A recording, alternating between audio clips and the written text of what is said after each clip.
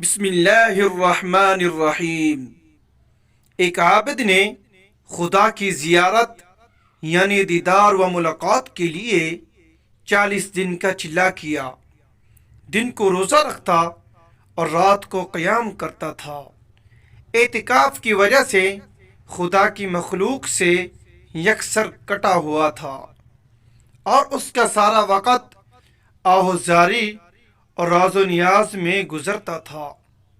36ویں رات اس عابد نے ایک آواز سنی، شام کو تانبے کے بازار میں فلاں تانبا ساز کی دکان پر جاؤ اور اپنی مراد پالو۔ عابد وقت مقررہ سے پہلے پہنچ گیا اور مارکیٹ کی گلیوں میں تانبا ساز کی اس دکان کو ڈھونڈنے لگا۔ وہ کہتا ہے، میں نے ایک بوڑھی عورت کو دیکھا جو تانبے کی دیگچی پکڑے ہوئے تھی اور اسے ہر تانبا ساز کو دکھا رہی تھی۔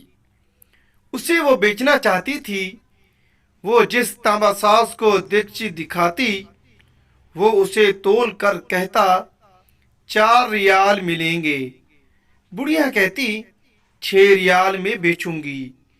کوئی تانبا ساز اسے 4 ریال سے زیادہ دینے کو تیار نہ تھا۔ آخرکار وہ بڑھیا ایک تانبا ساز کے پاس پہنچی۔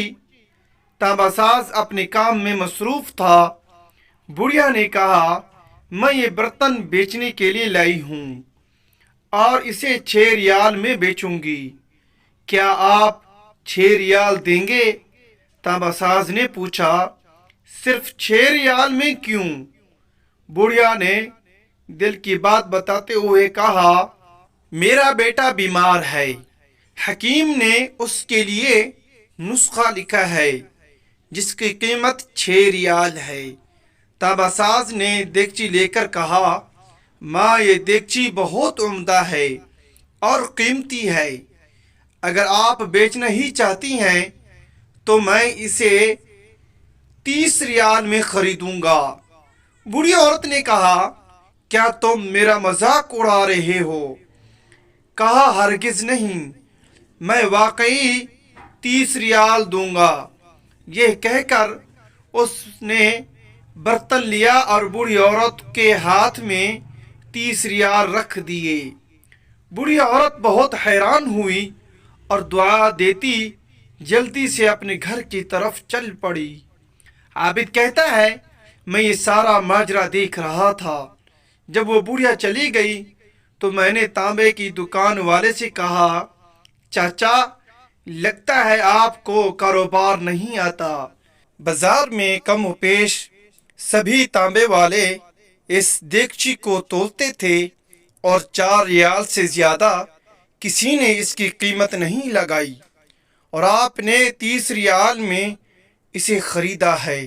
بوڑھے تانبا ساز نے کہا، میں نے برتن نہیں خریدا، میں نے اس کے بچے کا نسخہ خریدنے کے لیے اسے پیسے دیے ہیں۔ میں نے 1 ہفتے تک اس کے بیمار بچے کی دیکھ بھال کے لیے پیسے دیے ہیں۔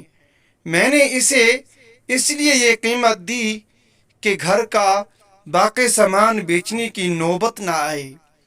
عابد کہتا ہے، میں سوچتا اور اس کو دیکھتا رہ گیا۔ اتنے میں غیبی آواز آئی، صرف چلہ کشی سے کوئی میری زیارت کا شرف حاصل نہیں کر سکتا، بلکہ ساتھ ساتھ میری مخلوق کی خدمت بھی کرو۔ گرنے والے کو تھامو اور غریب کا ہاتھ پکڑو، میں خود تمہارے پاس چل کر آؤں گا۔ اگر یہ ہماری ویڈیو اچھی لگے اس کو لائک، چینل کو سبسکرائب، ساتھ دیے گئے بیل آئیکن کے بٹن کو ضرور کلک کریں۔